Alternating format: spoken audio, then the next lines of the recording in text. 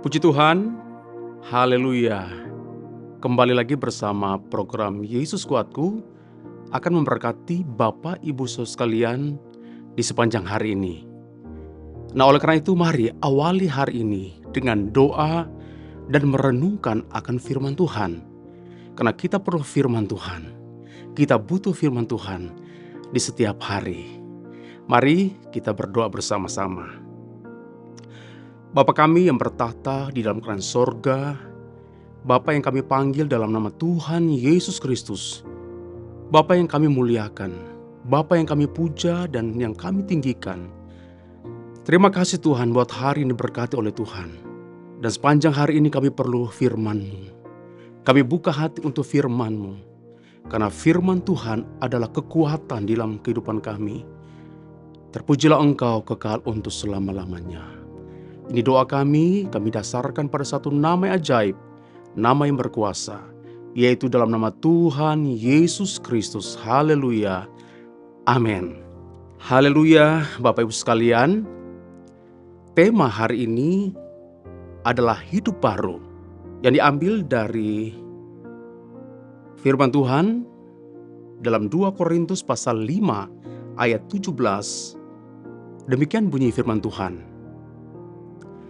Jadi, siapa yang ada di dalam Kristus, ia adalah ciptaan baru.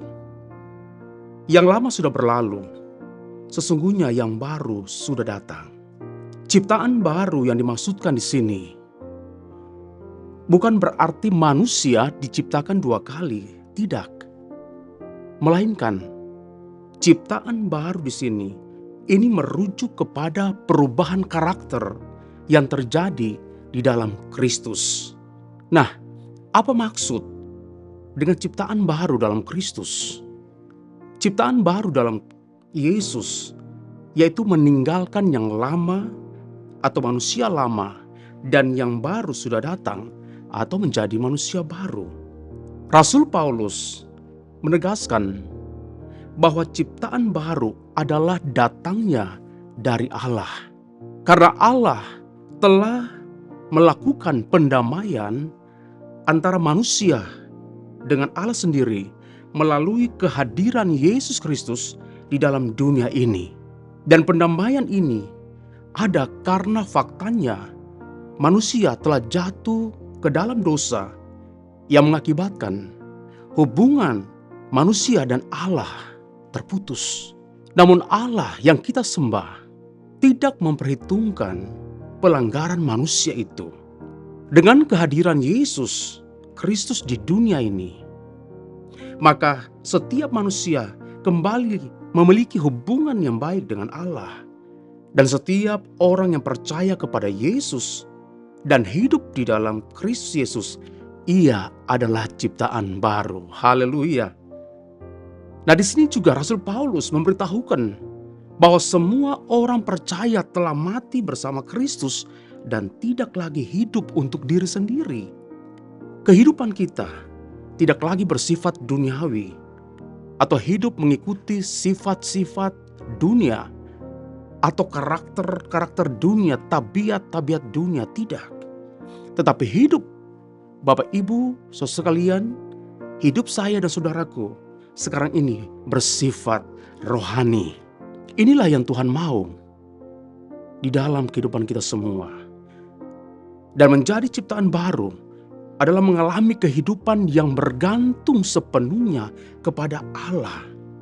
Menjadi ciptaan baru adalah hidup dalam pertobatan, meninggalkan segala hal-hal yang buruk, hal-hal yang tidak berkenan kepada Allah, dan kembali kepada jalan kebenarannya, hidup dalam Kristus.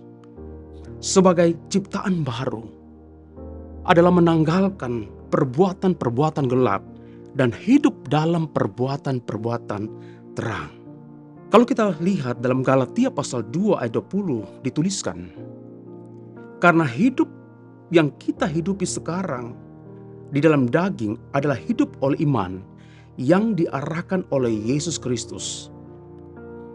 Rasul Paulus pun berkata, hidupku bukan aku lagi, tetapi milik kasih Kristus yang rela mati untuk mencari dan menyelamatkan orang yang terhilang, agar mereka diperdamaikan dengan Allah dan menjadi ciptaan baru.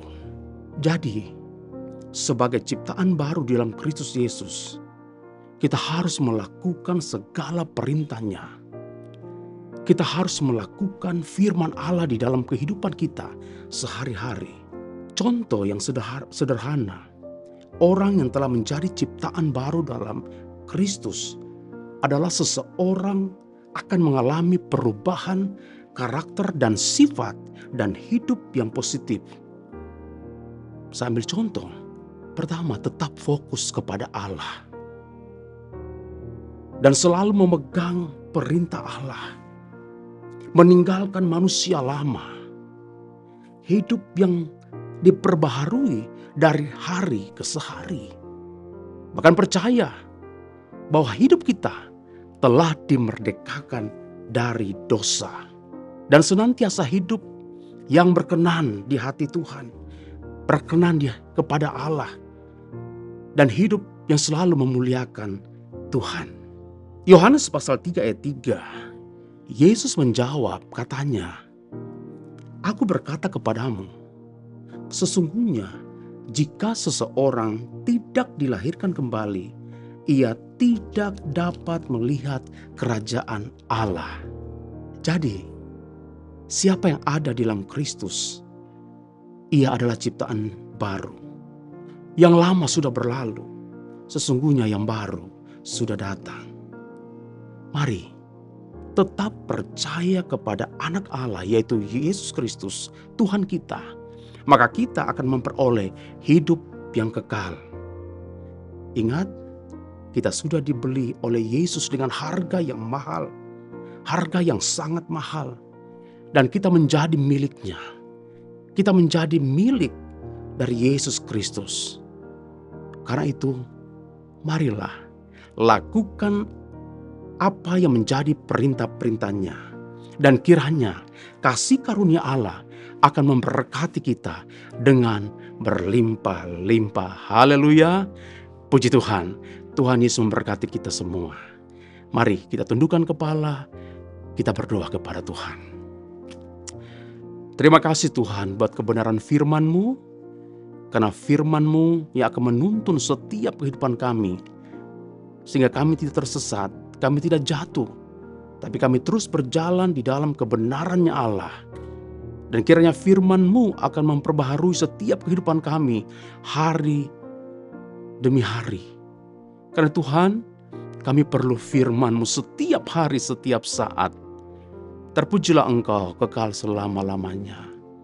Berkatilah seluruh umat-Mu, anak-anak-Mu, jemaat-Mu, bahkan setiap hati yang rindu mengikuti program Yesus Kuatku ini. Dimanapun mereka berada, Tuhan Engkau memberkati mereka. Berkati mereka sepanjang hari ini. Apapun yang mereka kerjakan, usahakan, diberkati oleh Tuhan. Apapun yang mereka makan, minum, dicukupkan oleh Tuhan. Karena kami tahu Tuhan tidak pernah tinggalkan kami. Dan hidup kami akan terus bersandar sepenuhnya kepada Engkau, berpegang kepada kebenaran firman Tuhan. Terima kasih Tuhan Yesus. Kami bersyukur dan kami peralaskan doa kami pada satu nama ajaib, nama yang berkuasa, yaitu Tuhan Yesus Kristus. Haleluya. Amin. Bersama Yesus, aku kuat.